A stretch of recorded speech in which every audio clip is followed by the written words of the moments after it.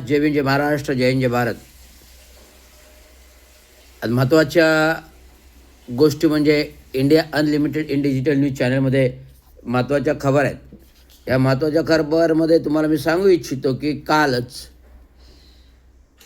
अर्थसंकल्पीय अधिवेशनामध्ये महाराष्ट्र राज्याचे मुख्यमंत्री देवेंद्र फडणवीस यांनी अर्थसंकल्प सादर केला. जो अर्थसंकल्प अर्थमंत्र्यांना सादर करायचा असतो, परंतु 28 जानेवारी रोजी जो काही महाराष्ट्रामध्ये अपघात घडला, या अपघातामध्ये बारामतीमध्ये प्लेन अपघातामध्ये राज्याचे उपमुख्यमंत्री अजितदादा पवार मारले गेले. आज 1 महिना झाला विमानाचे दुर्धर अवस्था म्हणजे जळून राख झाली.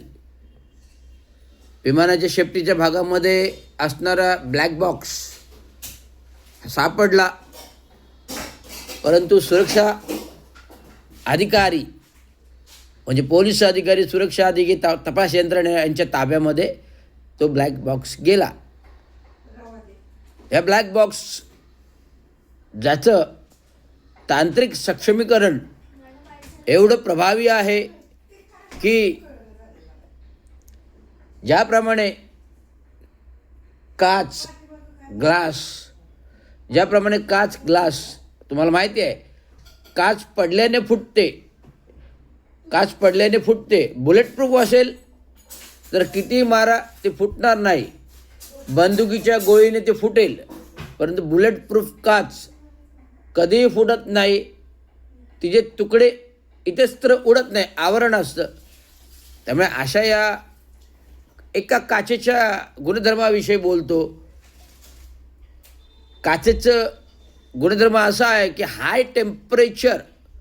हायर साईड टेम्परेचर जो काय 18,000 का 18,000 डिग्री मध्ये जो सेल्सिअसमध्ये आहे, या डिग्री टेम्परेचरमध्ये काच वितळते, काचेचा रस होतो. आणि काचेच्या रसापासून अनेक मॉडेल्स आपण घडवितो, साचे घडवितो. तर त्याचंच एक उदाहरण आहे की अशा प्रकारच्या ब्लॅक बॉक्सवर एक काचेचं आवरण असतं. या काचेचं आवरण एवढं तप्त असतं, एवढं प्रभावी असतं, हाय टेम्परेचरला किती तापलं तरी ते वितळत नसतं.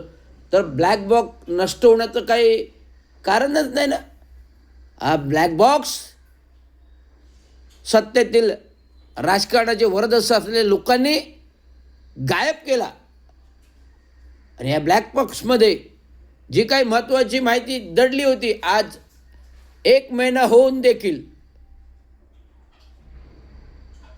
28 जानेवारी, 28 फेब्रुवारी, आज 7 तारीख,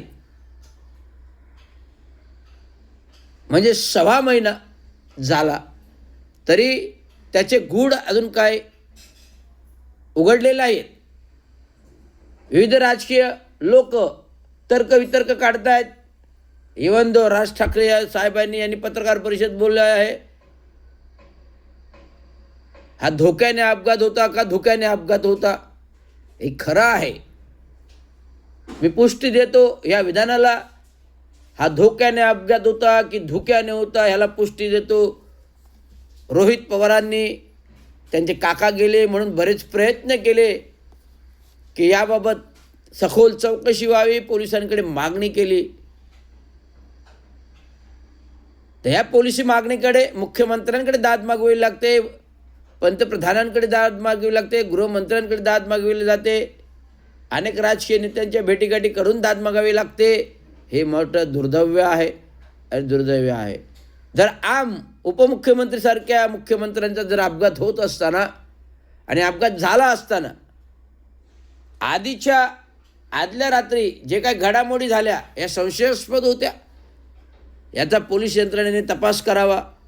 मी कोणाचं नाव घेणार नाही आणि नावही घेऊ शकतो बिनधास्तपणे, परंतु मी सांगतो आदल्या रात्री जे काही घडामोडी झाल्या तपास यंत्रणेनुसार आणि दुसऱ्या दिवशी सकाळी जेव्हा अजितदादा पवार जिल्हा पंचायतच्या निवडणूक प्रचारासाठी बारामतीला पोचले, त्या 2 तासाभराच्या प्रवासामध्ये त्याच्या आधी नियोजनामध्ये विमानामध्ये काय अदलाबदल असेल, विमानामधील स्टाफ, पायलट, पर्सर, एअर हॉस्टेस, ह्या ज्या काही यंत्रणा होत्या त्याच्यामध्ये ह्यांच्याबाबत संशयास्पद बाब आलेली आहे, स्पष्ट झालेली आहे. विमानाचे पायलट बदलले गेले, आतला कर्मचारी वर्ग बदलला गेला आणि विमान बदललं गेलं आणि विमानामध्ये आतमध्ये बॉम्ब सदृश्य वस्तू असावी असा मोठा कयास आहे.